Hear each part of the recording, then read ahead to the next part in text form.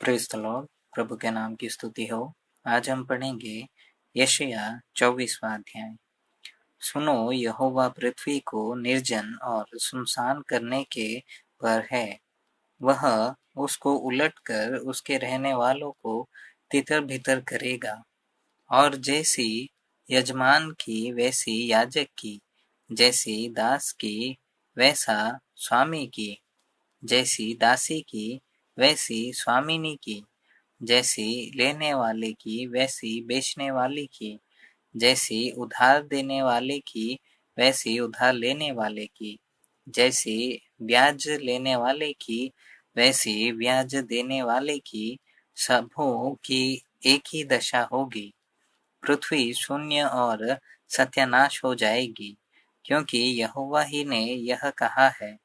पृथ्वी विलाप करेगी और मुरझाएगी, जगत कुम्हलाएगा और मुरझा जाएगा। पृथ्वी के महान लोग भी कुम्हला जाएंगे।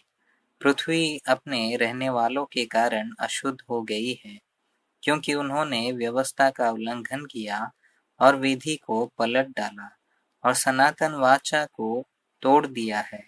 इस कारण पृथ्वी को शाप ग्रसेगा और उसमें रहने वाले दोषी ठहरेंगे, और इसी कारण पृथ्वी की निवासी भस्म होंगे और थोड़े ही मनुष्य रह जाएंगे। नया दाखमधु जाता रहेगा, दाखलता मुरझा जाएगी, और जितने मन में आनंद करते हैं सब लंबी लंबी सांस लेंगे।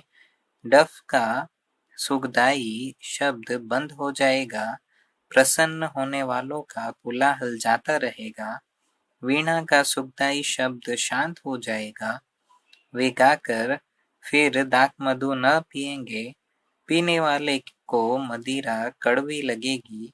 गड़बड़ी मचाने वाली नगरी नाश होगी। उसका हर एक घर ऐसा बंद किया जाएगा कि कोई बैठ न सकेगा। सड़कों में लोग दाखमधु के लिए चिल्लाएंगे। आनंद मिट जाएगा, देश का सारा हर्ष जाता रहेगा।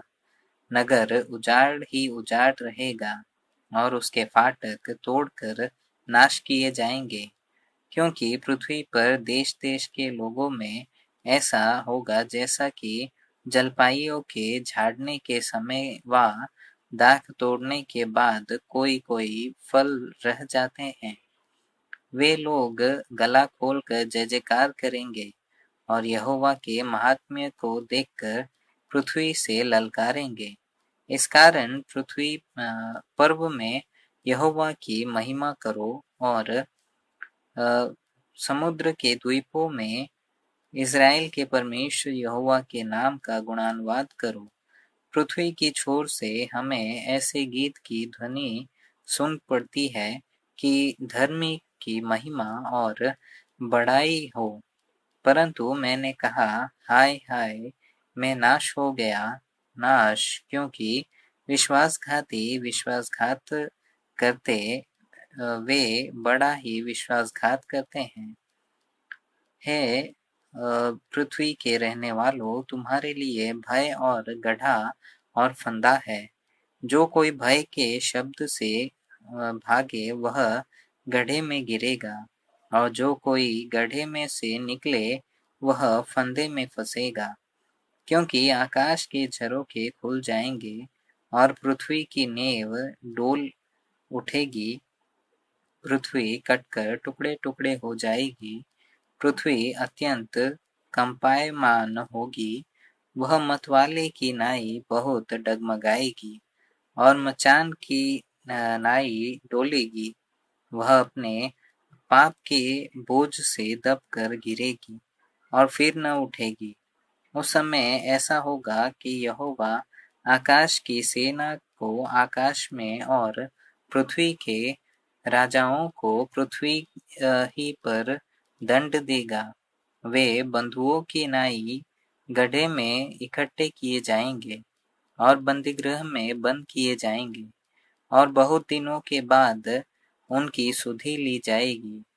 तब चंद्रमा संकुचित हो जाएगा और सूर्य लज्जित होगा, क्योंकि सेनाओं का यहोवा सिय्योन पर्वत पर और यरूशलेम में अपनी प्रजा के पुरनियों के सामने प्रताप के साथ राज्य करेगा।